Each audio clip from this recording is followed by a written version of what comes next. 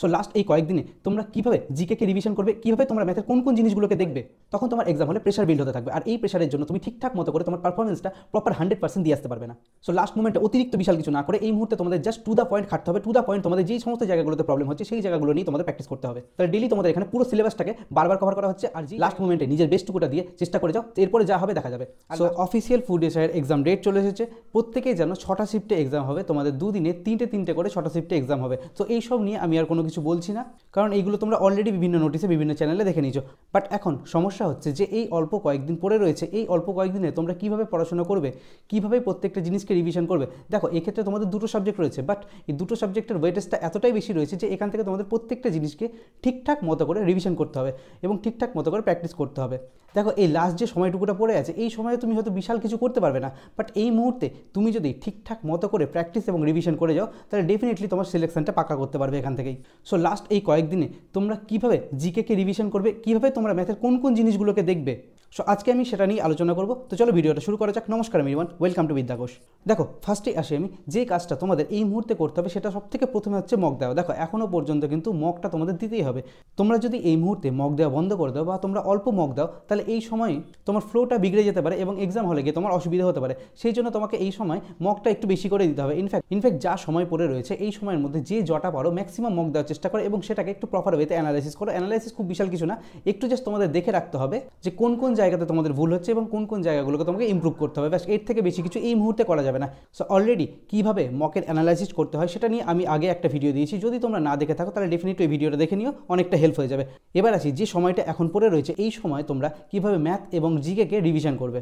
দেখো জিকের প্রচুর পরিমাণে টপিক পড়ে রয়েছে। এই মুহূর্তে সব থেকে বেস্ট হয় কি তুমি এমসিকিউ প্র্যাকটিস করো এবং এমসিকিউ প্র্যাকটিসের সঙ্গে সঙ্গে প্রত্যেকটা স্ট্যাটিক জিকে যা যা টপিক ছিল সেই টপিকগুলোকে রিভিশন করো এবং প্রত্যেকটা সাবজেক্টিভ জিকে যা যা টপিক ছিল এবং এক একটা সাবজেক্টকে যথেষ্ট পরিমাণে একটা টাইম দাও এবং সেই টাইমের মধ্যে সেটাকে রিভিশন করে তার এমসিকিউ প্র্যাকটিস করো। স্ট্যাটিকের ক্ষেত্রে এবং তোমার সাবজেক্টিভের ক্ষেত্রে দুটো ক্ষেত্রে কিন্তু এমসিকিউ প্র্যাকটিসটা খুব ভীষণভাবে জরুরি হবে। এবং এই মুহূর্তে এমসিকিউ প্র্যাকটিস করতে গিয়ে তুমি দেখবে তোমার অনেকটা জিনিস কিন্তু ক্লিয়ার হয়ে যাচ্ছে এবং লাস্ট মুহূর্তে এই এমসিকিউ প্র্যাকটিসটা তোমার এক্সাম হলে গিয়ে কাজে লাগবে। টপিক ওয়াইজ এমসিকিউ প্র্যাকটিস করো এবং তোমরা যখন মক দিচ্ছ তখন তো তোমাদের কাছে মিক্স কোয়েশ্চেন থাকছেই। সো তোমাদের সব ধরনের এমসিকিউ প্র্যাকটিসটা ঠিকঠাক মতো হয়ে যাবে এবং তোমাদের রিভিশনটাও প্রপার ওয়েতে এমসিকিউ এর থ্রুতে হতে থাকবে। কারেন্ট অ্যাফেয়ার্সের জন্য মান্থলি কারেন্ট অ্যাফেয়ার্স তোমরা যে হারে পড়ছিলে সেভাবে পড়ো এবং কারেন্ট অ্যাফেয়ার্সে আমি বেশ কিছু টপিক বলে দিয়েছি, সেই টপিকগুলোকে তোমরা এই মুহূর্তে ঠিকঠাক মতো করে একটু পড়ে নাও, কারণ এই ম্যাক্সিমাম কোশ্চেন আসে কারেন্ট অ্যাফেয়ার্সে যে সমস্ত টপিকগুলো আমি বলে দিচ্ছি ওই সমস্ত টপিকগুলো থেকে ম্যাক্সিমাম টাইম কোশ্চেন দেখা যায়। আর বেশ কিছু কোশ্চেন এরকম থাকে যেগুলো আমাদের এই জেনারেল কারেন্ট অ্যাফেয়ার্স থাকে সেইগুলো থেকে। সো কারেন্ট অ্যাফেয়ার্সের টপিকের ভিডিও না দেখে থাকলে সেটাও চ্যানেলে দেওয়া আছে, সেটাও তোমরা দেখে নিতে পারো। সো জিকের জন্য বিশাল হার্ড অ্যান্ড ফাস্ট রুল নেই যে আমাকে এই জিনিসগুলো আলাদা করে বেছে বেছে করতে হবে, সেটা কিন্তু একদমই না। তোমাদের এখানে সব থেকে বেশি ইম্পর্টেন্ট হয়ে যাচ্ছে তোমাদের প্রত্যেকবার এমসিকিউ প্র্যাকটিস করতে হবে, টপিক ওয়াইজ প্র্যাকটিস করতে হবে এবং মিক্স এমসিকিউ প্র্যাকটিস করতে হবে। মিক্স এমসিকিউটা তোমরা অলরেডি প্র্যাকটিস করে নিচ্ছ মক যখন দিচ্ছ তখনই। আর যদি কোনো জায়গায় মান্থলি কারেন্ট অ্যাফেয়ার্সের এমসিকিউ পেয়ে থাকো তাহলে ডেফিনেটলি আমার মনে হয় এই মুহূর্তে মান্থলি কারেন্ট অ্যাফেয়ার্সের এমসিকিউটা প্র্যাকটিস করে নেওয়া উচিত, কারণ এইগুলো তোমার অপশনগুলো মাথাতে সেট করে দেবে। এক্সাম হলে তোমার এই অপশন সেটিংটাই কাজে লাগে সব থেকে বেশি। কিওয়ার্ড ওয়াইজ এক একটা অপশনকে মাথাতে সেট করে নাও, আর এইগুলো তোমার আসবে যখন তোমরা এমসিকিউ খুব বেশি হারে প্র্যাকটিস করবে, তখনই তোমাদের এই জিনিসগুলো মাথাতে পুরোপুরি সেট হয়ে যাবে। সো জিকের জন্য এর থেকে আর বেশি কিছু করার দরকার নেই, এটা মোর দ্যান এনাফ। এবার আমি চলে আসছি ম্যাথের ক্ষেত্রে। দেখো ম্যাথের ক্ষেত্রে রয়েছে প্রচুর চ্যাপ্টার, এই প্রচুর চ্যাপ্টার এতগুলো চ্যাপ্টার আছে এবং এক একটা চ্যাপ্টার থেকে এত বেশি কোশ্চেন থাকে এবং এত বেশি টাইপ থাকে, সমস্ত টাইপকে কিন্তু লাস্ট মুমেন্টে একদম ঠিকঠাক মতো করে রিভিশন করা যায় না। যারা অলরেডি প্রপার আগে থেকে ঠিকঠাক মতো করে রিভিশন করে এসেছো, টাইপ ওয়াইজ কোশ্চেন প্র্যাকটিস করে এসেছো এবং প্রত্যেকটা টাইপের কোশ্চেনগুলোকে আলাদা আলাদা করে গুছিয়ে রাখা আছে তোমাদের কাছে, তারাই একমাত্র প্রপার ওয়েতে লাস্ট যা টাইম রয়েছে এই টাইমের মধ্যে প্রত্যেকটা কোশ্চেনকে প্রত্যেকটা টাইপকে ঠিকঠাক মতো করে রিভিশন করতে পারবে। সো এই মুহূর্তে সব থেকে বেশি এফেক্টিভ হবে, আমি অলরেডি তোমাদের এর আগে বলেছিলাম যে বুক অফ এরার বানাতে, মানে যে কোশ্চেনগুলো তোমার মকে ভুল হচ্ছিল সেইগুলো তোমরা আলাদা করে খাতাতে ডেফিনেটলি আমি তুলতে বলেছিলাম তোমাদেরকে। তো সেই জিনিসগুলো তোমরা যদি করে রাখো তাহলে এই মুহূর্তে ওই খাতাটাকে এই মুহূর্তে ভালো মতো রিভিশন করো। আর এই মুহূর্তে যা যা মক দিচ্ছ কোন চ্যাপ্টারের কোন টাইপটা আটকাচ্ছে সেই টাইপটা একটু দেখে নাও এবং সেই টাইপটা একটু প্র্যাকটিস করে নাও।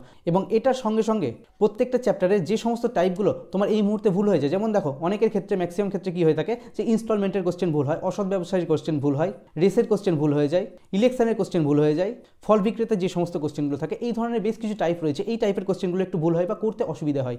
সো এই মুহূর্তে যে কটা চ্যাপ্টারে যেই টাইপগুলো তোমার অসুবিধা হচ্ছে সেই সমস্ত জিনিসগুলোকে তোমরা একটু দেখে রাখো, কারণ এক্সাম হলে তোমার এই জিনিসগুলো এলে এইগুলো থেকে আটকাবে।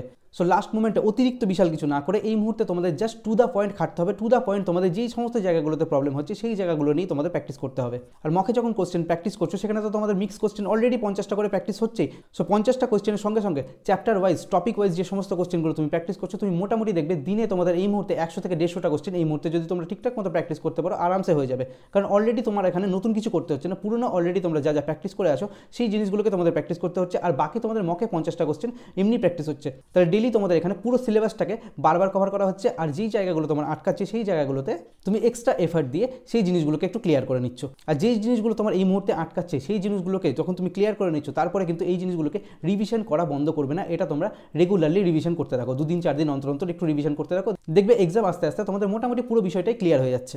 এক্সপেরিমেন্ট যা করার ছিল তা অলরেডি করে ফেলেছো, এই মুহূর্তে আর কোনো রকম কোনো এক্সপেরিমেন্ট না করে টু দ্য পয়েন্ট প্র্যাকটিস করো। আর এক্সামের আগে এই মুহূর্তে দেখবে একটা এক্সাম প্রেশার আসবে এবং মনে হবে বারবার যে অল্প ভ্যাকেন্সি রয়েছে, এই অল্প ভ্যাকেন্সিটাকে এবার ছেড়ে দিই, নেক্সট টাইম যখন ক্লার্কশিপ আসবে ক্লার্কশিপে সেই ভ্যাকেন্সিটাকে নেওয়ার চেষ্টা করবো। বাট এই জিনিসটা আসতে দেবে না, এটা আসাটা ভীষণই স্বাভাবিক।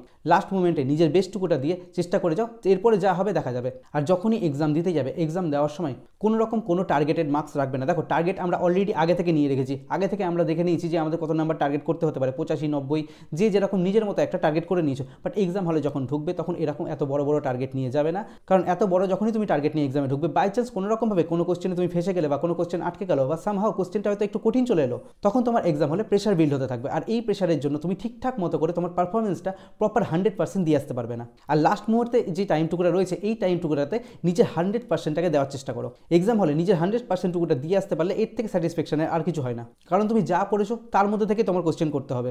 লাস্ট টাইমে তুমি বিশাল কিছু এক্সট্রা করতে পারবে না। এই টাইমের মধ্যে নিজেকে মেন্টালি এরকমভাবে প্রিপেয়ার করো যেন তুমি তোমার 100%টা এক্সাম হলে দিয়ে আসতে পারো। এইটাই হচ্ছে লাস্ট টাইমের কাজ। আর লাস্ট টাইমের এই কাজটুকুটা করার জন্য তোমাদের নতুন টপিক তো এই মুহূর্তে একদমই পড়া চলবে না, যেটা আমি অলরেডি তোমাদের আগে বারণ করে দিয়েছি। পুরোনো টপিক যা যা তৈরি হয়ে রয়েছে সেই জিনিসগুলোকে রিভিশন করো, প্র্যাকটিস করো, এর মধ্যে থেকে যতটা পারবে ততটা হবে। নতুন টপিক পড়তে গেলে আগের জিনিসগুলো যা যা পড়েছো সেটা দেখবে এক্সাম হলে গিয়ে কাজে লাগাতে পারবে না। টু দ্য পয়েন্ট স্টাডি করো, এটা এক্সামের আগে ম্যাক্সিমাম কার্যকরী হয়। থাক, আজকের ভিডিওটা আমি আর বন্ধুদের সাথে শেয়ার করতে বলছি না, কারণ তোমরা হয়তো অলরেডি এক্সাম প্রেশারে রয়েছো। সো ভিডিওটা ভালো লাগলে জাস্ট একটা লাইক করে দাও। দেখা হচ্ছে আমাদের নেক্সট ভিডিওতে। Thank you.